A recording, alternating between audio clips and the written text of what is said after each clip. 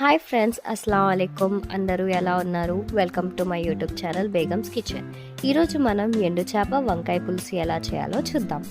ముందుగా ఒక గిన్నెలో కొంచెం చింతపండుని, ఇంకో బౌల్లో కొన్ని ఎండు చేపలని వేసుకొని నానబెట్టుకుందాం. నేను ఇక్కడ 4 పచ్చిమిరపకాయలు, ఒక నల్ల వంకాయ, 3 ఆనియన్స్ అండ్ 5 టొమాటోస్ని తీసుకున్నాను.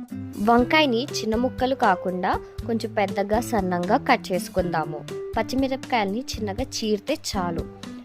టొమాటోని ఇంకా ఆనియన్ని కూడా చిన్నగా కట్ చేసేసుకుందాము. నానబెట్టి ఉంచుకున్న ఎండు చేపల్ని 3 నుంచి 4 సార్లు బాగా కడుక్కొని ఉంచుకుందాం. ఇప్పుడు స్టవ్ ఆన్ చేసి కడాయి పెట్టి తగినంత ఆయిల్ వేసుకుందాం. ఆయిల్ వేడి ఎక్కాక కడిగి పెట్టుకున్న ఎండు చేపల్ని దాంట్లో వేసి బాగా ఫ్రై చేద్దాం. గోల్డ్ కలర్లో వచ్చేంత వరకు ఫ్రై చేసుకొని గోల్డ్ కలర్ రాగానే బౌల్లో తీసేసుకుందాం. ఇప్పుడు అదే ఆయిల్లో చాప్ చేసి ఉంచుకున్న ఆనియన్స్ని వేసుకొని ఒకసారి కలుపుకుందాం. దానిలోనే కొంచెం సాల్ట్ వేసి మగ్గడానికి ఉంచేద్దాం.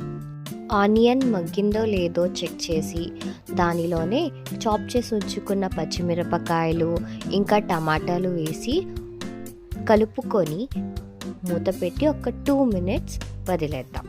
2 మినిట్స్ తర్వాత మూత ఇప్పి ఒకసారి కలిపి దానిలో 2 spoons red chilli powder, 1 table spoon haldi వేసుకొని బాగా కలుపుకోవాలి. ఇప్పుడు కట్ చేసి ఉంచుకున్న వంకాయ ముక్కల్ని దాంట్లో యాడ్ చేసి ఒకసారి కలుపుకొని 5 మినిట్స్ మగ్గడానికి ఉంచేద్దాం. వంకాయ బాగా మగ్గిన తర్వాత మనం నానబెట్టి ఉంచుకున్న చింతపండు రసాన్ని తీసి దాంట్లో వేసుకుందాం. పులుపు ఎంత కావాలో అంత చింతపండు రసాన్ని వేసుకోండి. నేను ఇక్కడ వంకాయ మునిగినంత వరకే చింతపండు రసాన్ని వేసుకొని ఉంచుకున్నాను. ఒక బాయిల్ రాగానే మనం వేయించుకొని ఉంచుకున్న ఎండు చేపల్ని దీంట్లో యాడ్ చేద్దాం. యాడ్ చేసి బాగా కలుపుకుందాం. దానిలోనే రుచికి తగినంత ఉప్పు, కొంచెం షుగర్ని యాడ్ చేద్దాము. బాగా బాయిల్ అయ్యాక గ్యాస్ ఆఫ్ చేసి పులుసుని ఒక గిన్నెలో ట్రాన్స్ఫర్ చేసుకుందాం. కొంచెం కొత్తిమీరతోటి గార్నిష్ చేసుకుంటే యమ్మీ ఎండు చేప వంకాయ పులుసు ఈజ్ రెడీ. నచ్చినట్టయితే లైక్ చేయండి, సబ్స్క్రైబ్ చేయండి, కమెంట్ చేయడం మాత్రం మర్చిపోకండి.